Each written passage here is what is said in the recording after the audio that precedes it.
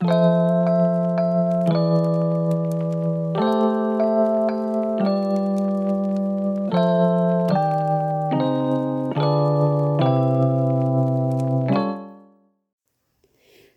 friends, welcome back to tune.a.voice, where we hold space for real stories, quiet wisdom, and that sacred pause we all need, but rarely take. I'm Dr. Lin, and today's episode isn't the usual one. No guests, no interviews, no dialogue across the table. It's just me, and maybe, if you're willing to join me, it's a gentle detour into stillness. So there's a question that kept whispering to me all week. The question is, what happens when we finally slow down? It wasn't the kind of peace I expected. It was something more raw, more real, and surprisingly alive. Let me tell you who I thought I was. I'm fast, like really fast. I think quickly, I work efficiently. I type like lightning. Some people say that. I'm a researcher, an educator, an entrepreneur, and a multitasker. My to-do list have bullet points for my bullet points. People rely on me to get things done, and usually, most of the time, I do. But here's the twist. That speed is slowly disconnecting me from something essential. That's me from myself. I didn't realize how much tension, anxiety, and numbness I was carrying until something stopped me. Until I said, okay, body, okay, soul, I'm listening. It happened during a body scan meditation. One day I lay down and told myself, just notice, don't fix, don't analyze. And then I fell asleep. But wow, the floodgates opened. There was pressure in my head from a migraine I'd been pushing through, buzzing in my feet, a surprising heaviness where my back touched the mat. My body wasn't quiet at all. It had been speaking all along. I just hadn't made room to hear it. That moment took me back to an article I love. Pay Attention, Developing Your Inner Birdwatcher by Toby Aubrey. He talks about mindfulness not as a technique, but as an approach, a way of watching without chasing. Think of bird watching. You don't storm through the forest demanding to see birds. You find a quiet spot, stay still, and let them come. The quieter you become, the more they appear naturally. That metaphor shifted something for me. I'm so used to analyzing, even my spiritual life. But mindfulness isn't about doing it right. It's about showing up to the moment with curiosity instead of control. So all week, I practiced this birdwatcher mindset. And suddenly, the ordinary became sacred. Drinking tea, taking a shower, walking slowly in my living room, these were no longer chores, they were doorways. I noticed where I hold emotion. My jaw, my shoulders, the arches of my feet.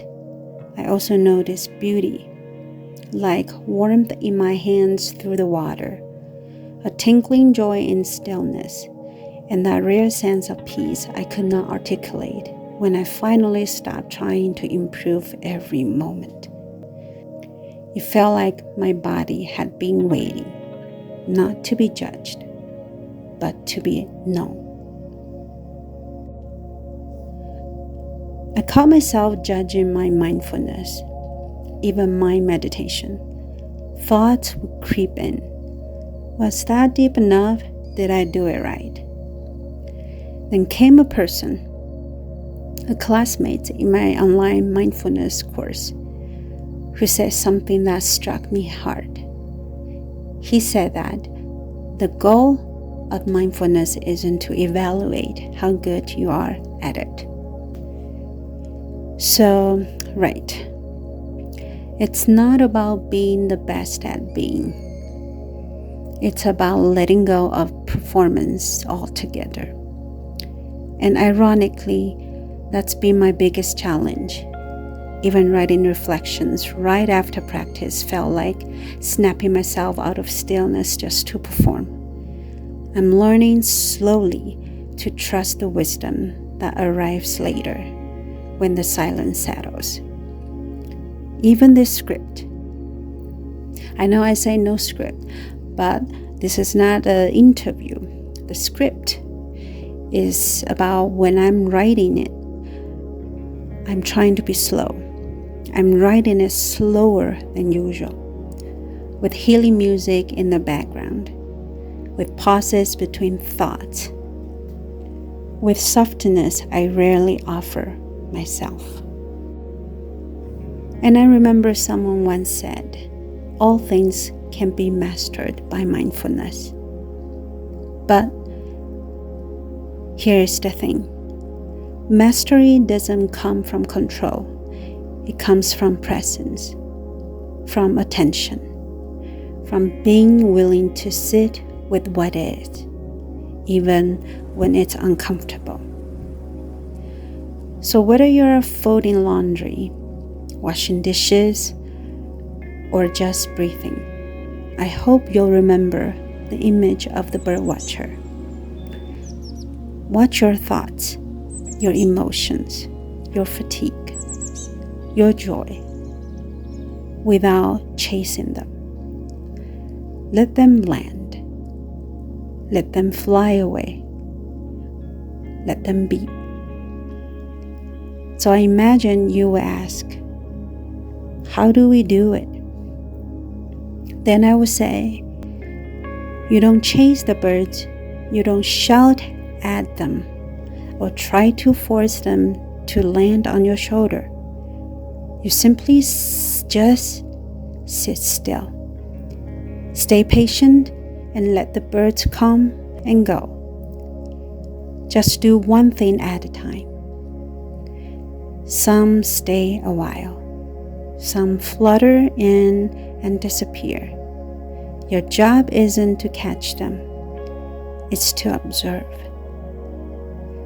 So this week, try applying that image during one small part of your day. If you are a student, pause before your next study session. If you're working, maybe it's during your morning coffee or the few quiet minutes between meetings. Instead of driving straight into doing, take a mindful breath.